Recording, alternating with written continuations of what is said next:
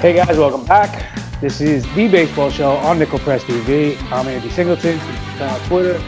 I'm here with Ralph Lifshitz. You can find him on Twitter at Ralph Lifshitz TV. I don't want to waste too much time going over our Twitter handles and names. You can find all that stuff right here on the display. You'll notice right off the bat we're missing the Lord, Tehol Beddict this week. Ralph and I are flying solo. We'll have his input back in future episodes, but we're going to concentrate on 3 episodes this week.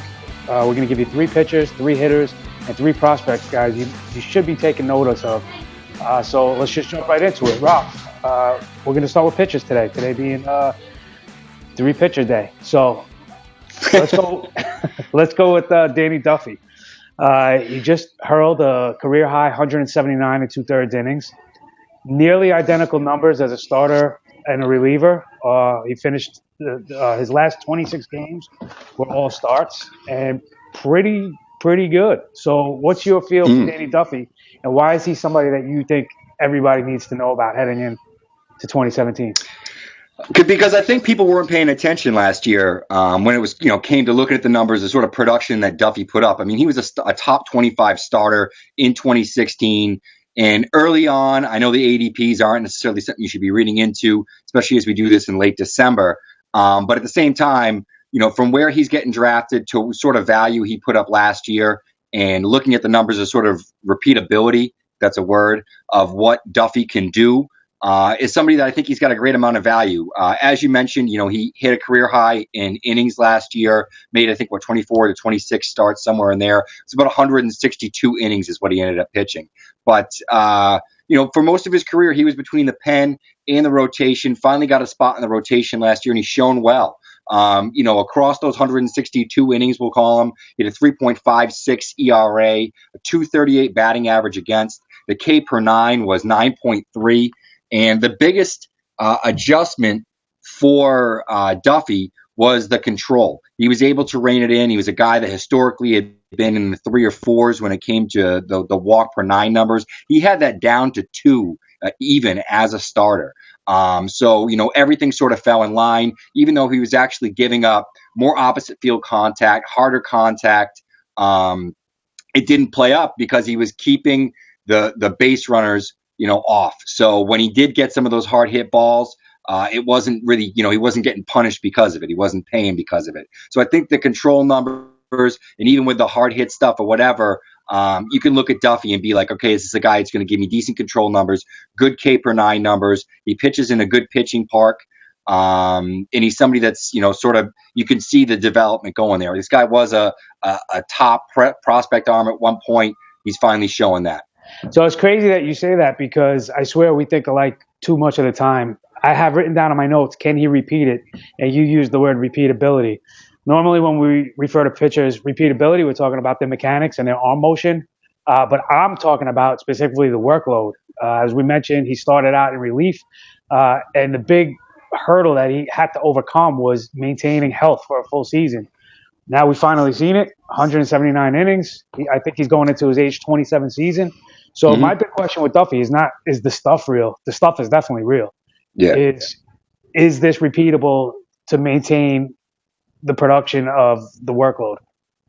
Yeah, I mean, I don't know if he's going to be a 200 inning guy this season or not, but it should be said that only 18, I believe, of his innings in 2016 were bullpen innings. So he threw almost an entire season, 162 innings for somebody, first full season as a starter, more or less, is pretty good. Even if he ramps it up, another few starts and he makes, he has 182 innings, I think that's totally reasonable. The hope is that he can stay healthy. He certainly did it last year.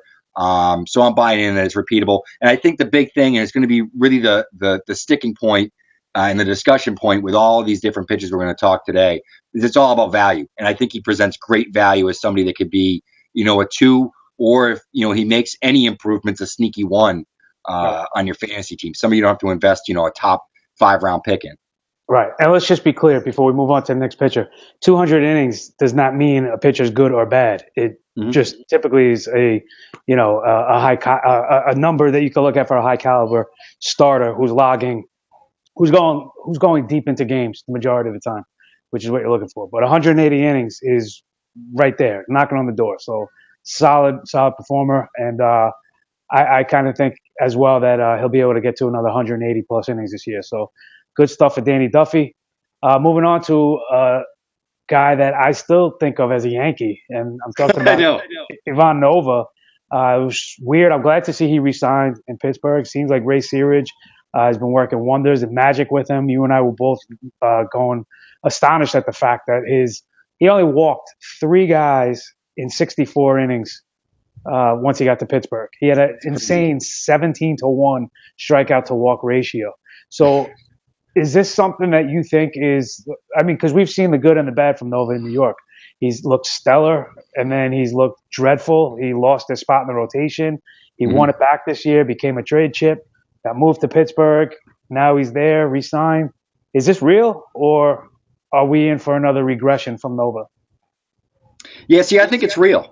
And I think, he was actually somewhat unlucky last season. That's the crazy thing. And we're just looking at small samples. It was 11 starts during his time in Pittsburgh. But over those 11 starts, he had a 3.06 ERA. The K/9, which is never high with him, he's not a strikeout guy. He's somebody that you're going to have as filling out your fantasy rotation. He's your back end or your rotation sort of ratio play that isn't going to hurt you. Hopefully, he goes out there, gives you 6 or 7 strong innings. Makes up for some of the whip that maybe some of your high strikeout guys are killing you on. But I think it is. And I think the fact that, I look at 2 things when I look at, how lucky or unlucky a particular pitcher was. One being BABIP. He had a 318 BABIP while in Pittsburgh, and he still put up those numbers. You saw what the walk, ratio was, which is absurd. I mean, he actually had a higher home run per 9, which was still low at like 0.56. Than he had a walk per 9, which is just insane. The other thing I wanted to mention too is he was a little unlucky with his left on base percentage, which is about 62%, which is 75 is about average. So he was even unlucky there. So I think it is repeatable. I love the fact that he's back in Pittsburgh. It's a great pitching environment. Obviously, he's going to be under the tutelage of Ray Searage, which is a huge plush. And I just want to say on a personal note, I'm excited to see Nova make a jump. I was actually in Tampa at that Yankees Tampa game where he blew out his UCL, had to get Tommy John surgery. So looking back a few years in the future, usually looking forward a few years in the future, I'm glad to see that Nova's landed in a good spot and is actually going to be a really useful player, I think, in fantasy baseball in 2017. Yeah, I just wonder how bad does this make Larry Rothschild look. He also had, I think it was a 2-something FIP, fielding independent, ERA, which is a great number to look at for pitchers. But incredibly, his whip also in Pittsburgh was like 1.08. So, I mean, he's solid across the board. He was putting up, good, decent K numbers, quality K numbers. The ERA was down to like a 3.06 in his time in Pittsburgh, which was almost 2 runs off what it was as a Yankee. And he was having a resurgence as a Yankee. So there's a lot to look forward to. He's a guy, you're going to be able to get later on in the drafts that there's pure upside with. The 3 guys that we have that we're talking about today, pitching wise, the great news with all 3 of these guys is you can draft all 3 of these guys because of where they're going to go in drafts. You can actually have all 3 on your roster. And based on what we see and what we saw from them and what we know of their upbringing, these are 3 guys that will predominantly be on championship rosters of 2017. So I think that's the silver lining with these 3 guys, that you can get all 3 of them on your rosters. So with that being said, let's move on from Nova and let's go to our 3rd pitcher this week, and that is Sean Manaea. Maybe you have a better I butcher names all the time, but Me too. The point is he is now he was a college guy. He's moved incredibly fast now through 2 systems. He came over to Oakland by way of Kansas City in the Ben Zobrist trade, and he is a legit number 2, perfect for that number 2 slot in the A's rotation. He's literally one of the reasons why the A's were in play for Encarnacion as a free agent. And the reason I say that is because they're not household names yet, but the A's have a plethora of quality pitching. They are deep with young pitchers. Maybe their roles are still going to be defined as far as starters, long relievers, middle relievers, but they have quality arms, and that goes back to the old A's of recent years that had success. That was their MO: build youth with the strong pitching and then fill in the gaps in other places. And I think that's what Billy Beane kind of played his hand by showing how much confidence he has in his pitching staff by making that move. So what else can you add about Manaea?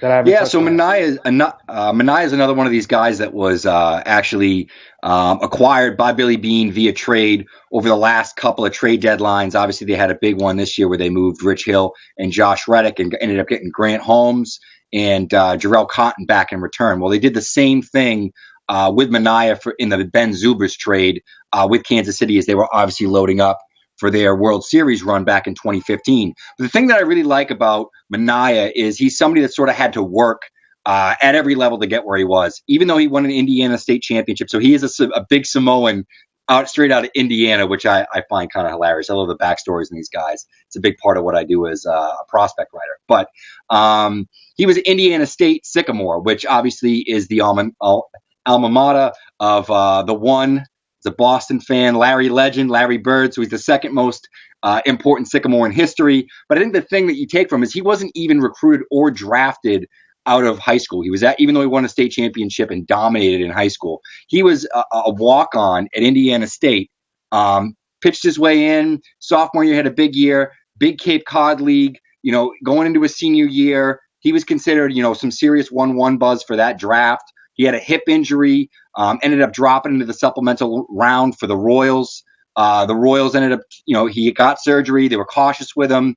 And he sort of, they brought him along like they've had with a lot of these pitching prospects that they dealt out at the deadline last year. And the thing that I love is as soon as he went to Oakland, he really broke out in the minors. They brought him up this year. I think some folks thought it was a little bit early. He had a very rough first half. But if you look at the second half numbers, so in the first half, he threw 66 innings, 5.24 ERA. In 77 second half innings, his ERA was 2.67. He was really controlling his fastball. He's got a great slurvy slider that has drawn Randy Johnson comps, since he was in college. And just overall, he's a guy with nasty stuff. I think you could see an uptick in K per 9 this season, while he's still going to maintain weak contact rates and that really low ERA. So I think you saw a big jump in the second half. He got adjusted in the first half to throwing to major league batters and then really took off in the second half. This is a guy that could be maybe the breakout arm of 2017. Yeah, I want to add to that. But first, I got to get the Freddie Prinze Jr. image out of my head. You have me thinking of Summer Catch now. I've never seen that movie. I've never seen that movie. I find it very hard to believe with all the things you love about New England. But you mentioned the K numbers. He was always above, K per 9. Strikeout per inning in his career, or at least through the minor leagues. Mm-hmm. And it wasn't horrible. It was at 7.7 in his rookie year. But again, this was his rookie year. He was, as you said, kind of fast forwarded to the bigs. So I fully expect that number to dramatically increase and get back to, that near 9 number he's been at to this point in his life. So, 3 guys you should definitely be targeting for 2017 on your fantasy rosters. And Summer Catch is a movie you may or may not should see. Anyway, it's got Jessica Biel in it, doesn't it? Yes, a young Jessica Biel. So that's a reason to see it. And Brian Dennehy. So if that makes you any happier. All right, that's gonna do it for the baseball show. 3 pitchers.